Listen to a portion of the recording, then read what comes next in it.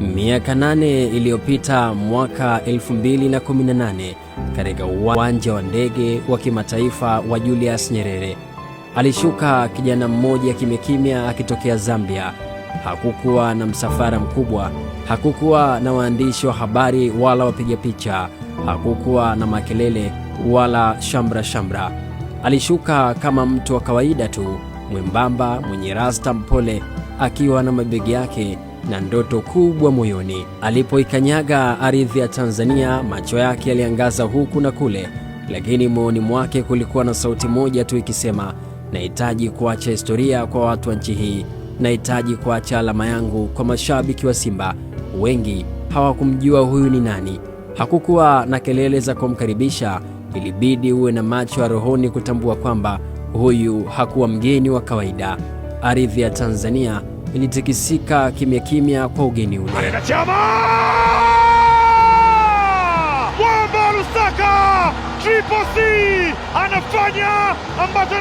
Alikuwa kijana kutokea Zambia, ardhi ya Kenneth Kaunda.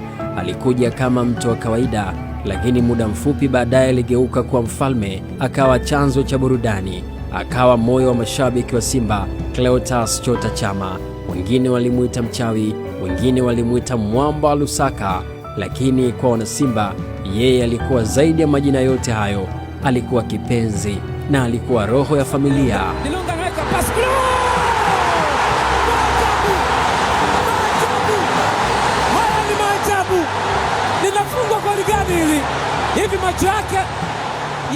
Miguu ya Chama ilibeba Simba hadi hatua ya makundi ya ligi ya mabingwa Afrika baada ya miaka mingi ya kusubiri.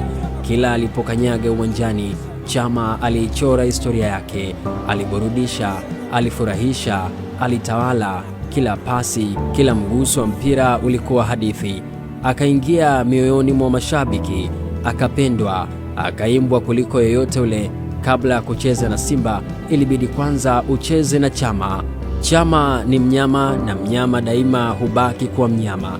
Leo mnyama amerejea kwenye unyama wake. Chama anayevaa tena jezi nyekundu amerudi nyumbani na utukufu wake. Amerudi kuwakumbusha wanasimba kwamba akiwa uwanjani kila kitu kinawezekana. Amebeba imani, matumaini na ndoto za mamilioni ya mashabiki. Utamu wa simulizi ya Chama kurudi nyumbani. Pata hadithi kamili kupitia Vodacom ndani ya Simba Mastori. Piga 09010. Chama amerudi nyumbani na historia inaendelea kuandikwa.